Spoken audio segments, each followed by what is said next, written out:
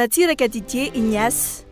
Ho tsaroantsika androany ary nitsingeritoana naterahan'ny filoha Ratsiraka Didier Ignace, mpanao politika, filohan'ny Repoblika Malagasy nandritry ny Repoblika faharoa sy ny tapany faharoa tamin'ny Repoblika fahatelo. Ny 4 novambra 1977 no naterahany.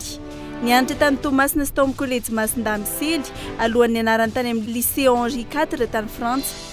Niditra nianatra tao amin'ny école navale de Brest ny taona 1970. Rehefa tavaverina teto an-tanindrazana izy dia niasa tao amin'ny base navale Antsiranana.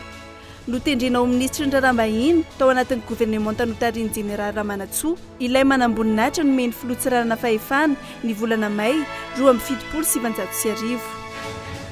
No mifamonoana sasan'ny colonel Richard Ratsimandrava filoham-panjakana ny 1 febroary 2070 dia nitsangana ny fitondrana miaramila ka isan'ireo mpikambana ao anatin'izany Andriamatoa Didier Ratsiraka ny 15 Jiona 2070 ary nofidian'ireo maro anisa tao ho filoham-panjakana.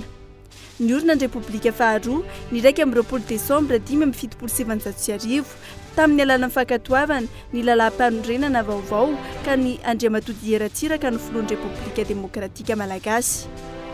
Izy no filoham-panorona ny Atoko Arema, avant-garde de la révolution malgache. Izy no filoham-pirenena nandritry ny Repoblika faharoa sy ny tapany faharoa ny Repoblika fahatelo.